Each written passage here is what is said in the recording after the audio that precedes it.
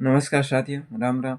आज मैं आपको राजा महाराजाओं के समय की एक पुरानी कहानी सुनाने जा रहा हूँ।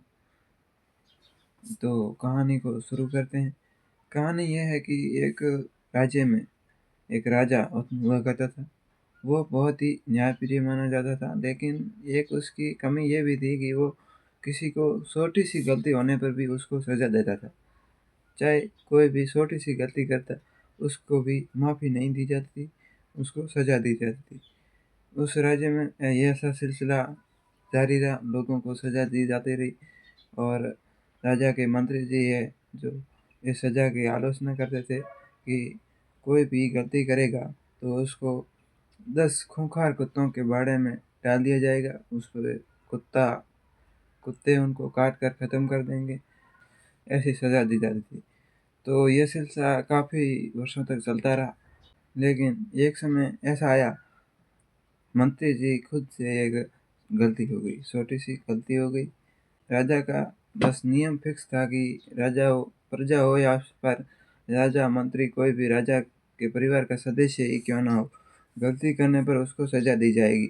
तो मंत्री जी ने गलती कर दी तो मंत्री जी को राज दरबार में बुलाया और राजा ने कहा इस मंत्री को सजा दी जाए। सिपाहियों से बोला कि इनको कुत्तों के बाड़े में डाल के आ जाओ। मंत्री जी ने महाराज को बोला कि आज के बाद ऐसी गलती नहीं होगी। मैं आपके साथ कितने वर्षों तक रहा हूँ, मुझे क्षमा कर दीजिए, आगे से ऐसा नहीं होगा। लेकिन राजा ने एक नहीं सुनी और कहा कि नियम सभी के लिए बराबर है, और मंत्री जी को कुत्तों के बाड़े में डालने के लिए सिपाहियों को आदेश दे दिया। लेकिन उस समय मंत्री ने एक बार फिर हाथ जोड़कर बोला कि मुझे एक मेरी आखिरी इच्छा है, वो आप पूरी कर सकते हो।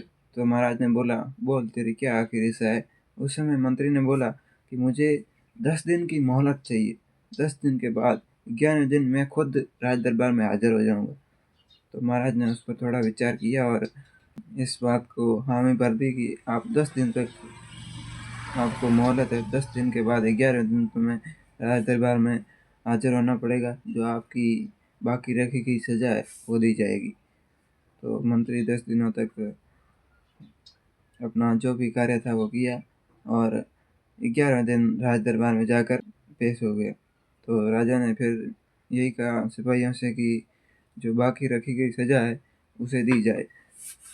तो मंत्री जी को सिपाही लेकर गए और 10 खूंखार कुत्तों के बाड़े में छोड़ के आ गए।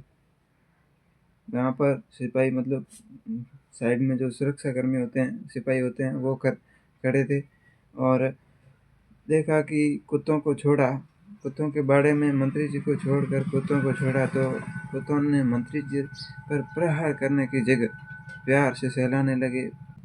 ऐसा नज़ारा सिपाहियों ने देखा तो सिपाही दौड़कर राजा जी के पास गए और राजा को बोला कि वहाँ पर तो मंत्री जी पर प्रहार करने की जगह कुत्ते मंत्री जी के पास में जाकर बैठ गए हैं।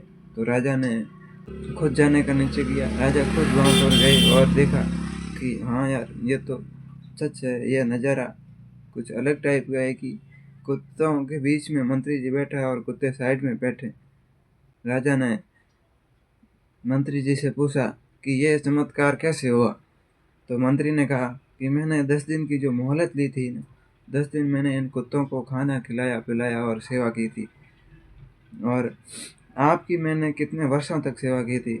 आपसे तो ऐसे ये कुत्ते हैं कि मैंने केवल 10 दिन सेवा की और ये अच्छे बुरे को पहचानते हैं, और आपकी मैंने कितने वर्षों तक सेवा की, लेकिन आप मेरी की एक छोटी सी गलती को माफ़ नहीं कर पाए। राजा मन ही मन शर्मिंदा हुआ और उस समय के बाद राज्य में सही से निर्णय लिए जाने लगे, सही से छोटी सी गलती को माफ़ किया जाने लगा। और इसी से हमें यही शिक्षा मिलती है कि किसी की छोटी सी गलती के लिए उसे ज़िंदगी भर के लिए सज़ा नहीं देनी चाहिए। उसकी गलती को देखना चाहिए, पहले उस पर विचार करके उसको माफ़ करने की हिम्मत रखनी चाहिए। और लास्ट में मैं बस यही कहना चाहूँगा, सदैव प्रसन्न रहिए, जो प्राप्त है वही पर्याप्त है, और जो मन मस्त है वही समस्त है। धन्यवाद, राम राम। कहानी अच्छी लगी हो तो एक लाइक और एक शेयर ज़रूर कर देना। धन्यवाद। राम राम।